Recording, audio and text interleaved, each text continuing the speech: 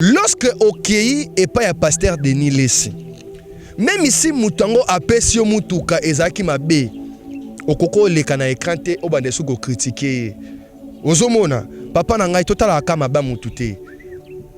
Na vie totaka bolamu eleka mabe.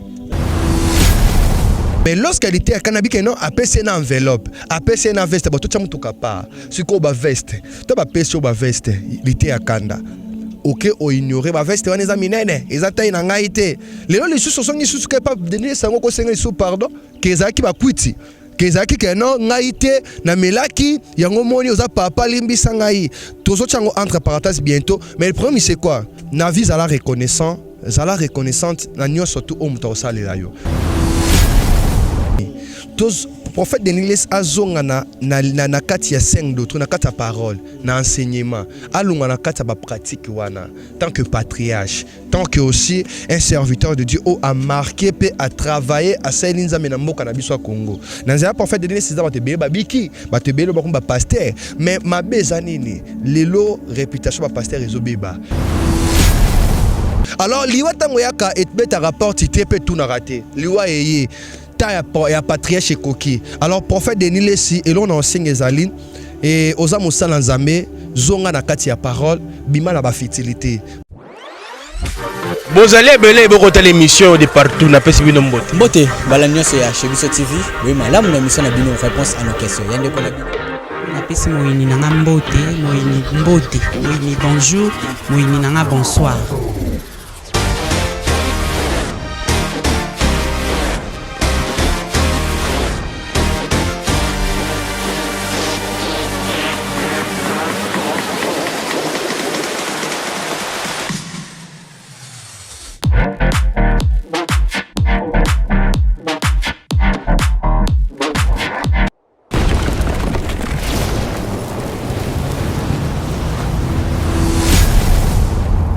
Chez BISO télévision, chaîne oyo ekokani na yo. Parce que lobi na tangwa suka na mikolo suka tokomona ba prophète tokomona ba pasteur ba ko prophétiser aussi Dieu m'a dit dans une révélation nzamba lobela kinga boye ebele ba ko ba pe makambo ya solo même ngala tindi bangote ngala yebi bangote c'est que nzamba ko wanga na ba pasteur ebele ba prophète ebele ba serviteur de Dieu belé quoi sert lelo au prophétiser mais nzambe awanga na yo alors na vito lukaka ko sepelisa batute mais tout sepelisa nzambe lelo soki bat ba komi ko betelo maboko lelo so ba komi ko sepela na yo mais nzamba zo sepela na yo te bien aimé ezali vraiment danger makasi eza danger alors le autre mot lingata na lekine internet ou bien naza prophète bat ba sepela na ngai bat ba mona donc comme le roi pasteur Moko donc star donc na komo luka base na internet non tout ça ba sala nzambe tozo leka na média te pona ko luka gaz to ko luka base to ndenge nini mais tozo leka pona ko te ya bato osomona lelo na baka poto bato za na ba poto souvent to ba poto Moutois en Afrique, au moins, on a courage à prier. Mais tu as des Europe, Amérique. Au moins, on a des problèmes de sous makasi. Moutouma bazaki na Kishasa zaki na bakomba. Moutouma zaki na Kishasa awa bitumbe zalaki nango. Bakombe bandaki kolanda e. Mais au moins, na bakomba oyo koma nango na dépôt voyageur na zaki na Kishasa et comment différent. Donc depuis au voyager bitumbe comme makasi. Pourquoi? Kindo ki aba Afrique so muta voyager c'est que mutu wana komi milliardaire. Mutu wana komi riche. Yo mona que non muta voyager ba kombe bandi. Poza mukanda zate. Po abala ko bale zate. Donc komi lelo aboti na mbali oyo, lobi kuna akomi na o. Loba zwi mwasi o loba komi boye. Siko ba pasteur oyo.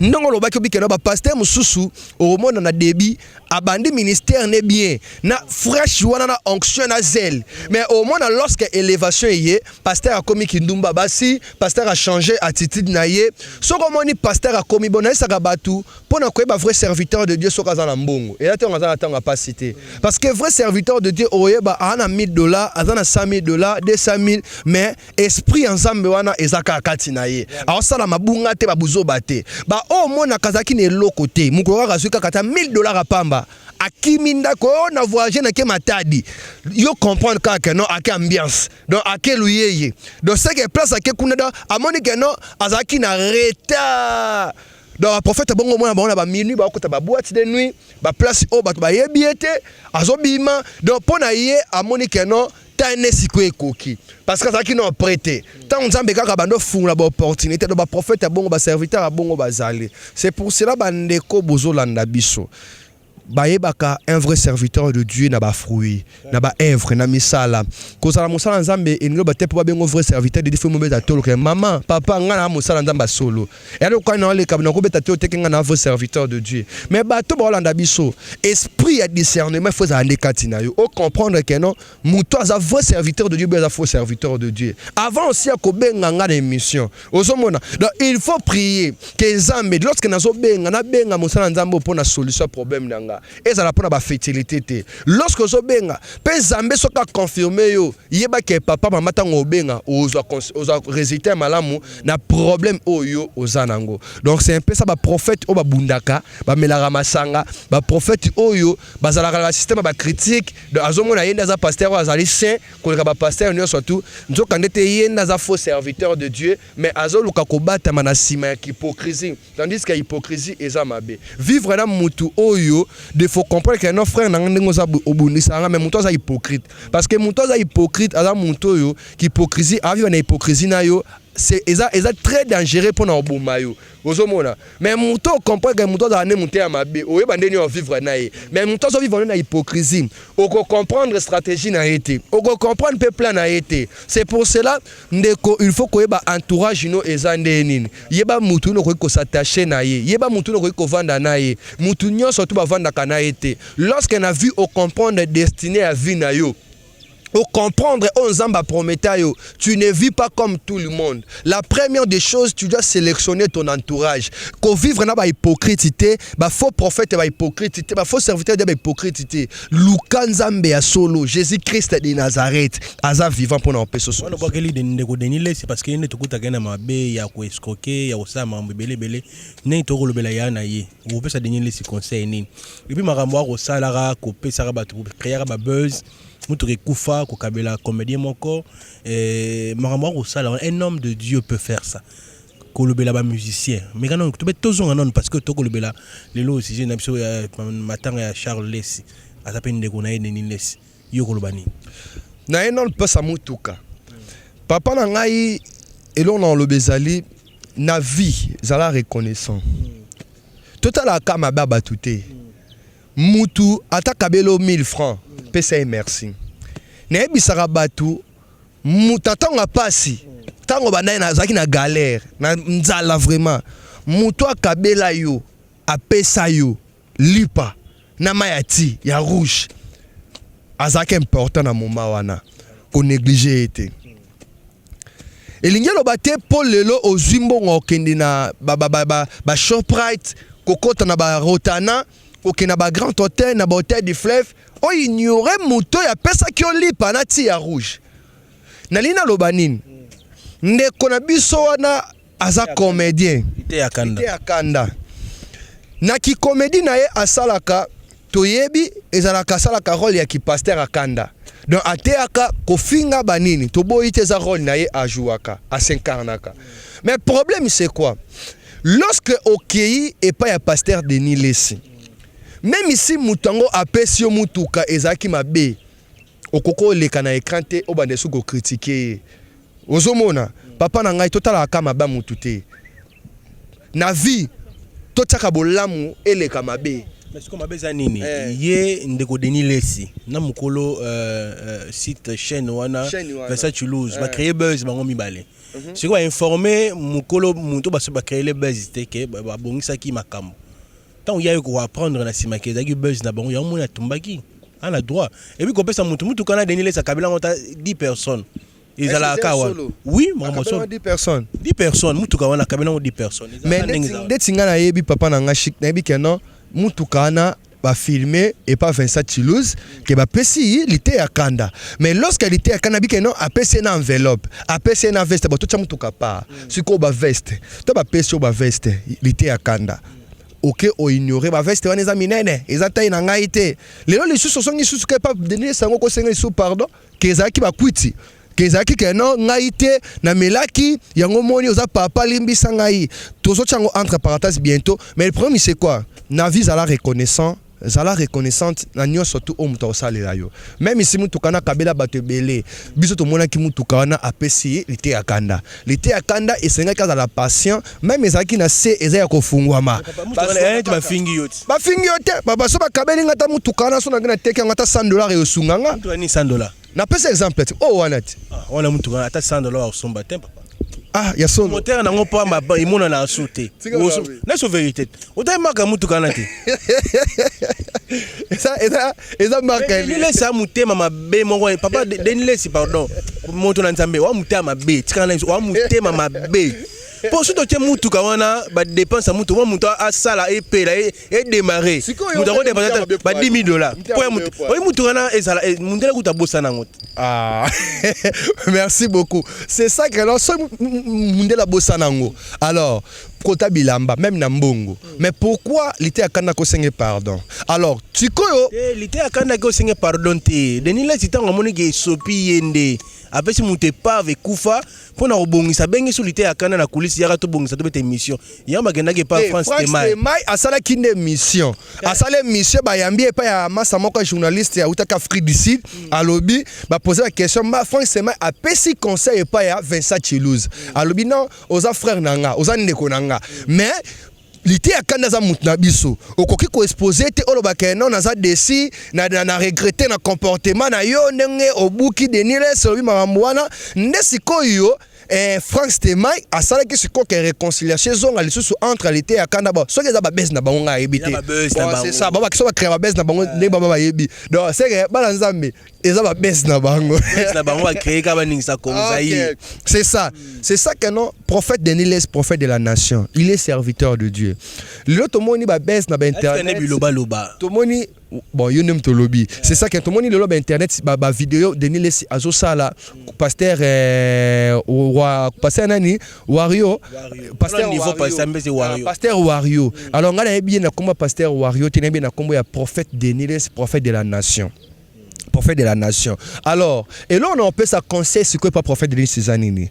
Biso te bi prophète évangéliste, Aza prophète. Mais ngade nyele simkoto mona to beta na makofi a salon. Na ngale ma simkoto mona na maboy photo beta na po alo ba aza mona matete.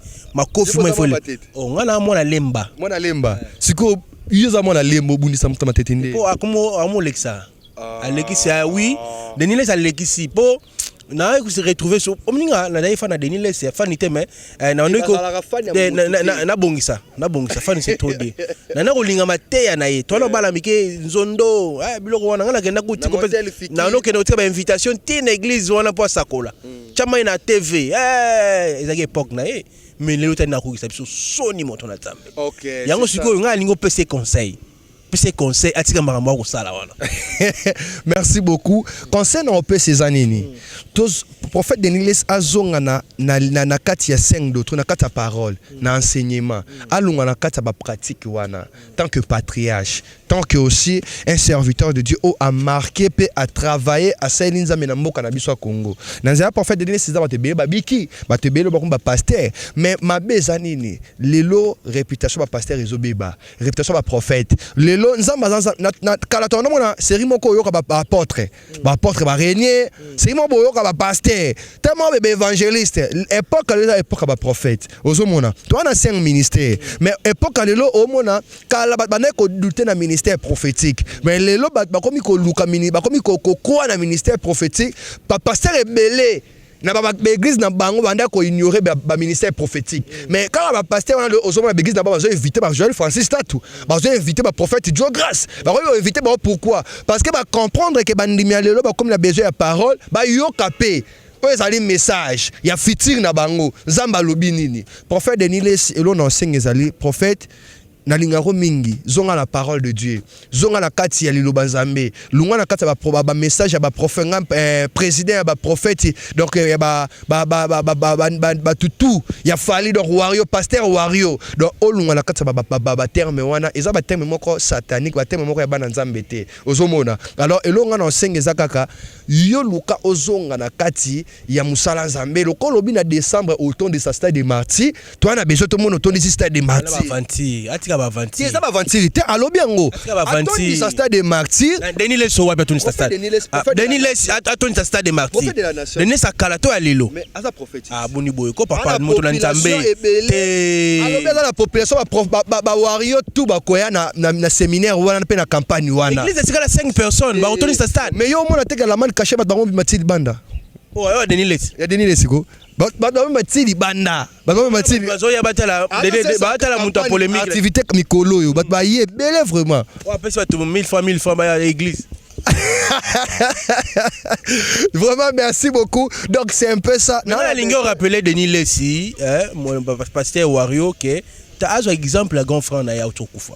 Il faut azon ayeba ke toza ba tout ozonga na mabele atika ba aventure c'est un moment nenga tubelaki ke mabe asalaki ba na nzambe atubeli atika ko sa ba aventure c'est ça mon souci azon a conscience c'est ça là oui tu as raison le problème c'est qu'on est sa rabatu ko tubela mabe ke otiki angote osale lorote yango toza barato la batu batebe alanda biso allo prophète abenga babenga biso tindika mission na bino momona mutabengi a confesser no mabasa salate mabani ba moko prophète na besoin na bota mais des fois miso abetaka tonga il y a 5 mois il y a une année 6 ans parfois bota raté ce que wana olobité moto zo confesser faut tika pe mabe tant a dénoncé ba faux prophète ba makambu Denis si moko asala loba yango a confessé que aba tiki mabe mais faut tika comprendre nga solo ozomona donc olobelo mais important lelo patriarche Charles Lessi a koufi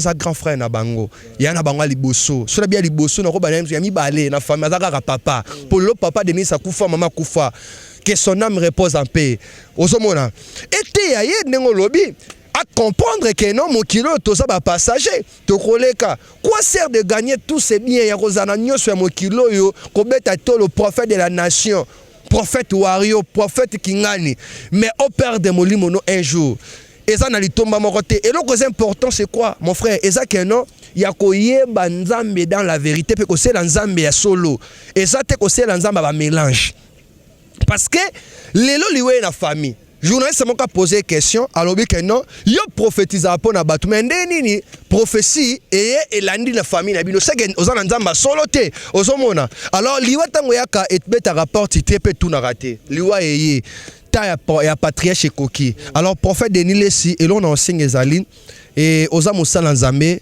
zonga na kati ya parole bima na ba fertilité même liwa ya grand frère no été ya yo lelo yo pe so okufi parce que na lobite ko kufa parce que muto yo aibi secret ya liwa kaka papa toko kufa kaka kufa loso kufa okende wapi ozomona loso kufa okende wapi le problème est ça que non il faut ko yeba oyo zo sala na kati ya ministère batu o balanda biso ba rolanda na bangoyo ba vie kokota na ba chaîne ba YouTube wana eza mabete batu pe bakoyoka parfait de ninde salo bakili kambuki kingani ozomona mais batu bako considérer te donc comme tikali ka prophète de Ninesi mais lorsque tozomona siko ozoteya na église ozomata ba montagne ozoluka nzambe organiser ba séminaire ba campagne batu misusu o bazaki désespéré bato déjà babungisa que espoir na bango au moins ba kozongela suko benga yo na ndenga sérieux sikoyo bato ebele ba benga ye to bato ebele ba sepele bazo commenter bazo lingaka makambo wana bango banyoka bango bazo sepela ka balanda rapo esala bango mo elengi na bandaku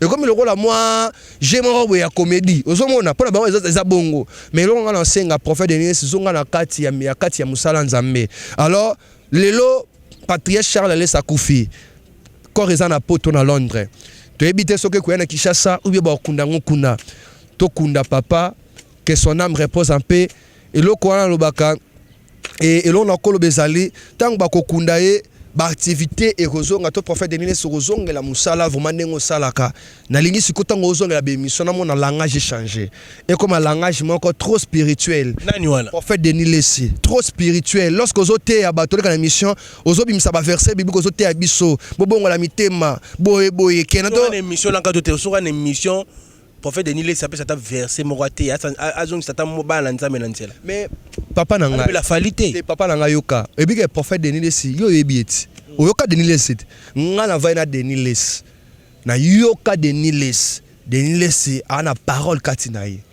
mais elo mususu ele qui n'a d'excuse que non n'habite des envoûtements autonine Denis le si c'est un enseignant Denis soit auteur yo comprend que non oui muto ayebi parole ozomona te kalate Denis le siti lelo ateyaka ozomona tokoki ko ignorer ma musu te na média to na internet parce que c'est que non ton lobby pour mamba Denis le ateyaka na parole la connaissance siko c'est quoi ya to que non ebungate parole koko za ba te ba na parole même esprit des atekat na bango ozomona parole za nango ba texte ozomona e koko vana el to lobela mambo eza spirituel papa na ngai peut-être un esprit ensemble mais sous continuité yango monisco a komi ko luka ko créer comme benga pasteur wario pour na ko luka population mais le problème c'est quoi nana besoin prophète de Niles o ngana yokaka o na ebi ya parole azo décortiquer Bible azo décortiquer par exemple verset tel Lévitique au senti vraiment que non muto yo opté ya na yokae na mona vraiment ba émission ba verset chuluzwana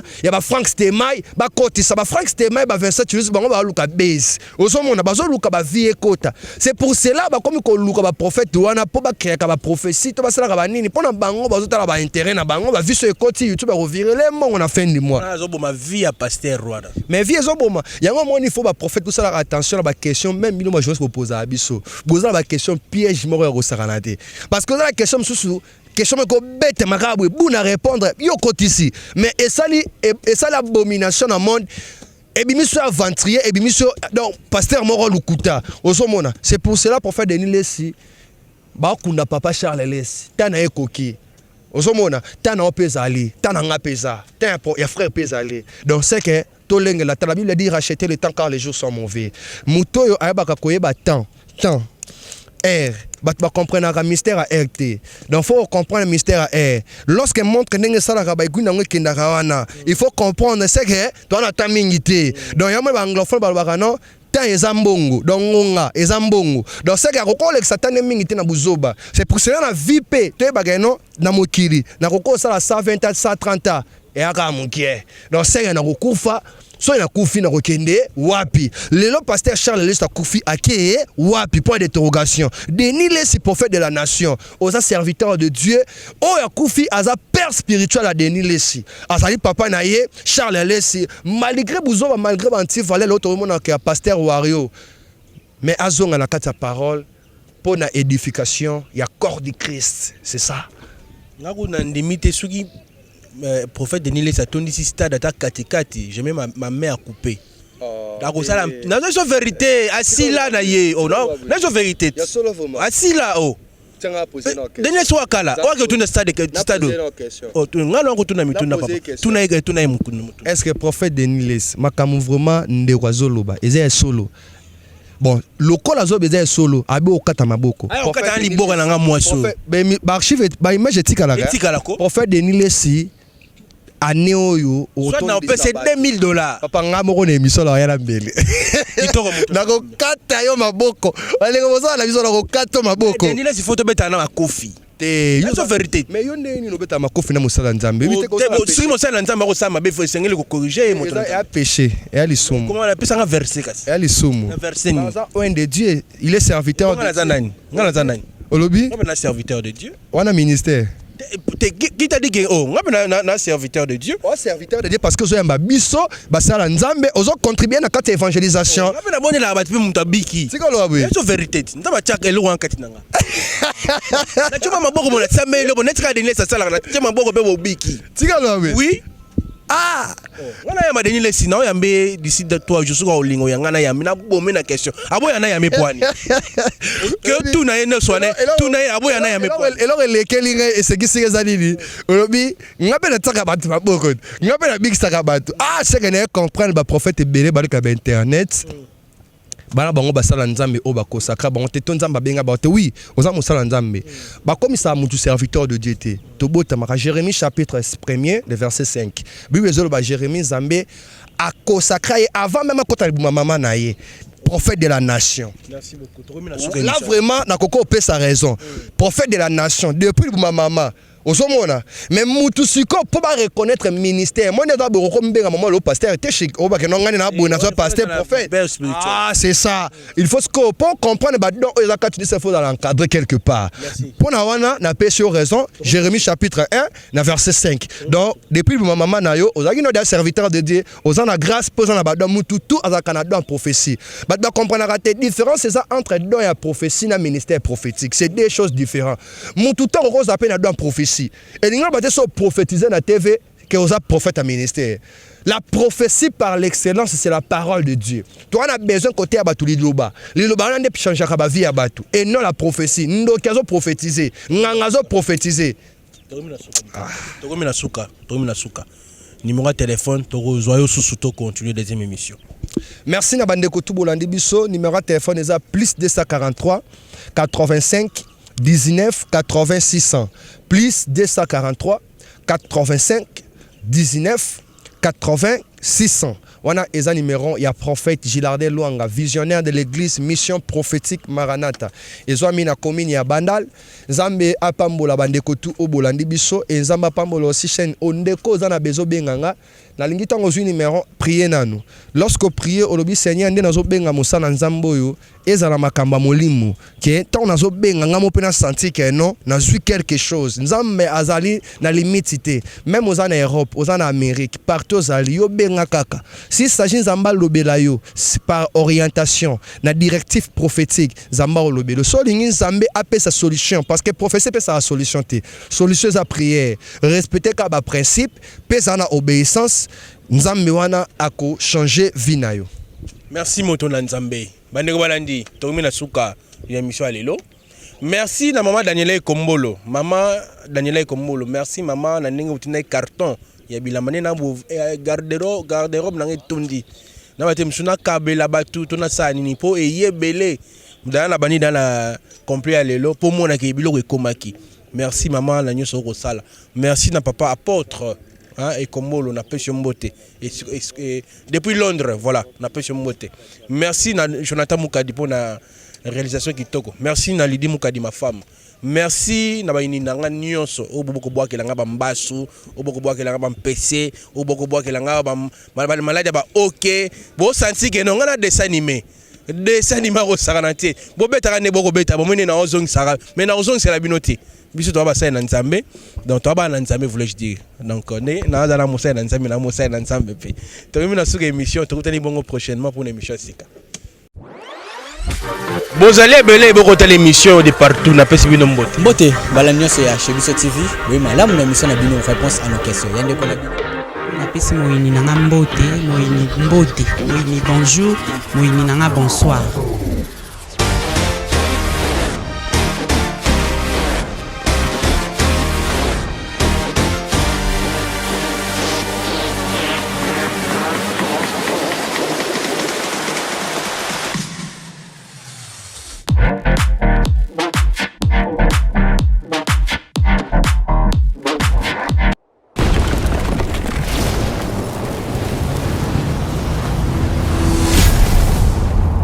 Chez BISO Télévision, chaîne Oyo Ekokani na yo.